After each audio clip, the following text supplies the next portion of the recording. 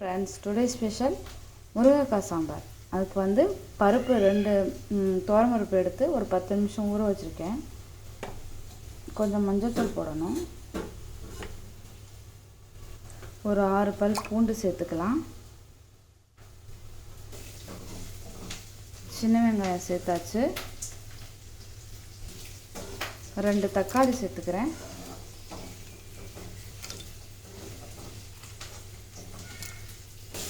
வெந்தயம் கொஞ்சம் சேர்த்துக்கலாம். இப்போ இதை நல்லா வேக விடணும். பருப்பு ஒரு சைடு வெந்துருச்சு. இப்போ வந்து நம்ம தாளிக்க போகிறோம். எண்ணெய் வந்து தேவையான அளவு ஊற்றியாச்சு. எண்ணெய் காஞ்சிருச்சு. கொஞ்சம் சோம்பு சேர்த்துக்கணும். சோம்பு சேர்த்தாச்சு. கொஞ்சம் வெந்தயம் கொஞ்சம் சேர்த்துக்கணும். ரெண்டும் கொஞ்சம் நல்லா பொரிய விடணும். கருவேப்பிலை, வெங்காயம் சேர்க்கணும். தேவையான அளவு உப்பு நல்லா வதக்கணும். நல்லா வெங்காயம் கொஞ்சம் ஓரளவு கோல்டன் ப்ரௌனாக வதங்குற அளவுக்கு வதக்கணும். இப்போ வெங்காயம் நல்லா வதங்கிடுச்சு. இப்போ தக்காளி சேர்த்துக்கணும். ஒரு தக்காளி மட்டும் சேர்த்தா போதும். ஏன்னா நம்ம வேக வைக்கும்போது 2 தக்காளி சேர்த்துருக்கோம். அதனால் ஒரு தக்காளி மட்டும் சேர்த்துக்கோங்க. பாருங்கள் ஃப்ரெண்ட்ஸ், இப்போ தக்காளி நல்லா வதங்கிடுச்சு. முருங்கைக்காய் சேர்த்துக்கணும். நான் வந்து முருங்கைக்காய் மட்டும்தான் போட போகிறேன். வேறு எந்த காயுமே இதுக்கு சேர்க்க போகிறதில்ல. நல்லா வாசமாக இருக்கும். கொஞ்சமாக மஞ்சள் தூள் சேர்த்துக்கணும். இதில் ஒரு 1/2 ஸ்பூன் போதும். ஏன்னா ஏற்கனவே பருப்புலேயும் நம்ம சேர்த்துருக்கோம். இந்த ஸ்பூனில் ஒரு 3 ஸ்பூன் சாம்பார் தூள் சேர்த்தா போதும். நான் வந்து சக்தி தான் நான் போடுவேன். நல்லா வாசமாக இருக்கும். வேறு எதுவுமே எக்ஸ்ட்ராலாம் நான் போடவே மாட்டேன். ஒன்லி சக்தி சாம்பார் தூள் மொத்தம் 3 ஸ்பூன் போடணும்.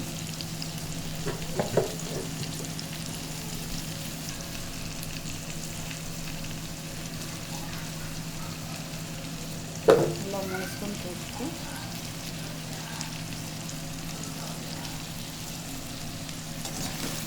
இந்த மிளகாத்தூள் வாசம் போகிற வரைக்கும் கொஞ்சம் நேரம், ஒரு 5 மினிட்ஸ் கிளறினா போதும்.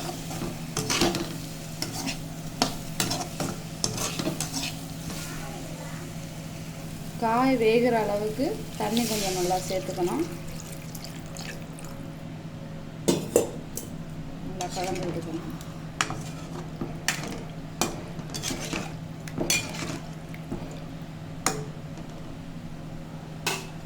இப்போ ஒரு மூடி போட்டு நல்லா மூடிட்டு ஒரு 10 நிமிஷம் வேக விடணும். மூடி போட்டாச்சு. ஒரு 10 நிமிஷம் நல்லா வேகட்டும். முருங்கைக்காய் சூப்பராக வெந்துருச்சு ஃப்ரெண்ட்ஸ். இப்போ வந்து அடுத்து என்ன போட போகிறோன்னு பார்க்கலாம். தேவையான அளவு புளி சேர்த்துக்கணும். இப்போ தேவையான அளவு புளி தண்ணி சேர்த்தாச்சு.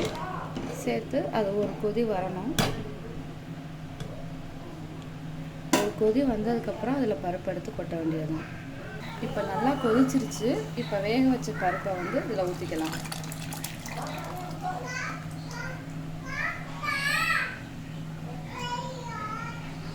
சாம்பார் இப்போ நல்லா கொதிச்சிருச்சு. உங்களுக்கே தெரியும். ஃபைனலாக ஒரு தாளிப்பு இருக்குது. நீங்கள் நினச்சிருப்பீங்க என்னடா அது பெருங்காயமே சேர்க்கலையேன்னு. அதில் தான் ஒரு ட்விஸ்ட்டு.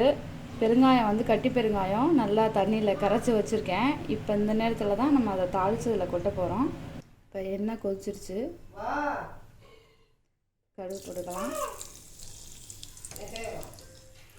கடுகு நல்லா பொரியணும்.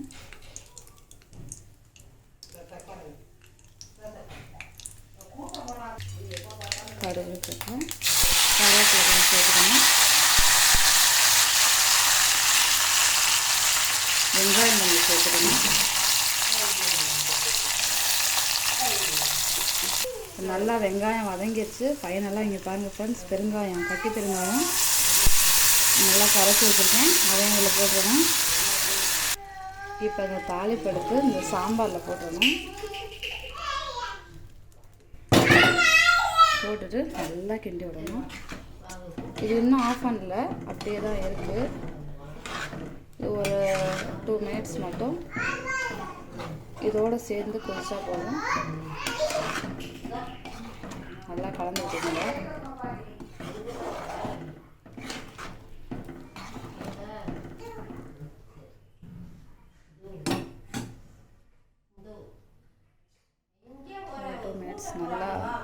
கொதி வந்தோன்னே தேவையான அளவு கொத்தமல்லி போட்டுக்கணும்.